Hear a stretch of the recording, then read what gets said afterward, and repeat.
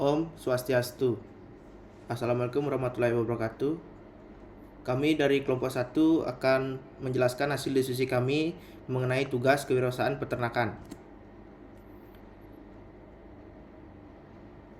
Sebelumnya, kami beranggotakan 3 orang. Yang pertama ada Imade Adinda Pranata dengan NIM akhir 040. Selanjutnya ada Evan Octavianus Munte dengan NIM akhir 045. Dan saya sendiri Sudirga Yasa dengan NIM akhir 065. Sebelumnya adanya pendahuluan. Tugas ini kami buat berdasarkan referensi yang kami dapatkan dari wawancara pada salah satu channel YouTube yang bernama Celah Waktu. Pada video YouTube tersebut menjelaskan strategi bisnis sapi yang dilakukan oleh para peternak di Purworejo, yaitu Berkah Setia Farm, yang dijelaskan oleh Setio Hermawan. Pada video tersebut menjelaskan mengenai strategi bisnis sapi serta beradaptasi dengan segala perubahan dan teknologi. Selanjutnya ada peluang.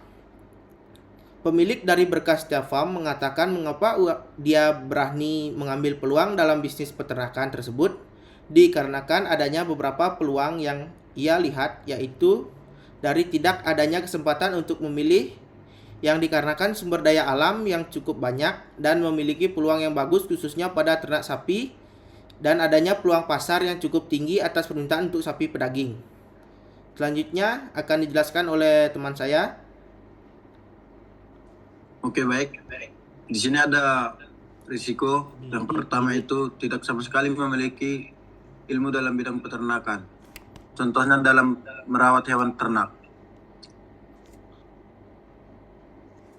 Pemahaman tentang cara merawat hewan ternak dengan benar, bagaimana ternak dengan memberikan pakan yang tepat. Hal ini bisa mengakibatkan kesalahan dalam pemeliharaan.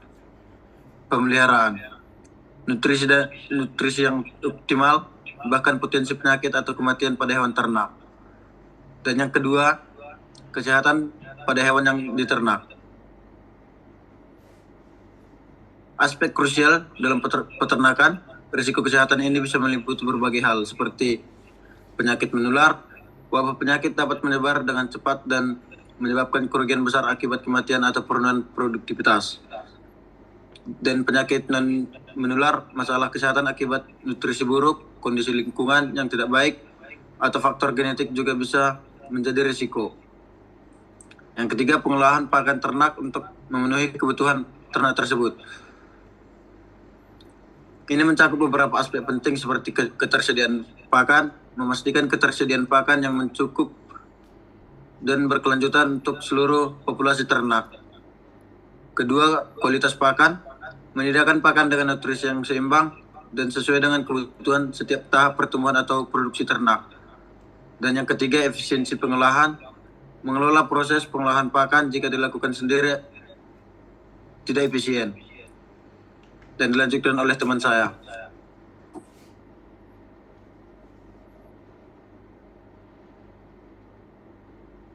Baik, untuk kesimpulannya, dalam bisnis peternakan, kita harus dapat melihat peluang dan mempertimbangkan risiko, kegigihan, dan keinginan untuk belajar agar mampu memahami seluk-beluk mengenai ilmu peternakan tersebut. Serta ada 3 kunci utama dalam menjalankan bisnis di bidang peternakan, yaitu menjaga kepercayaan, relasi, dan adaptasi.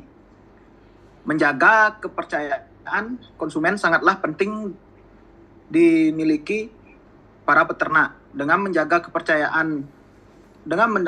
kepercayaan, konsumen akan kembali membeli hingga membantu mempromosikan produk yang kita miliki. Lalu, menjalin relasi dengan peternak lain.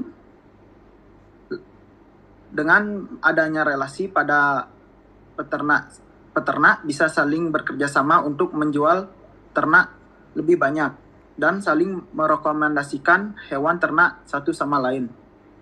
Dan yang tidak kalah penting, peternak harus mau melakukan adaptasi.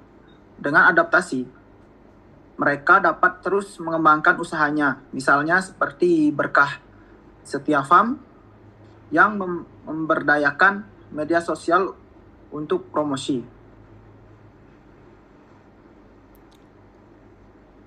Sekian hasil diskusi dari kelompok kami. Kami ucapkan terima kasih. Terima kasih. Terima kasih.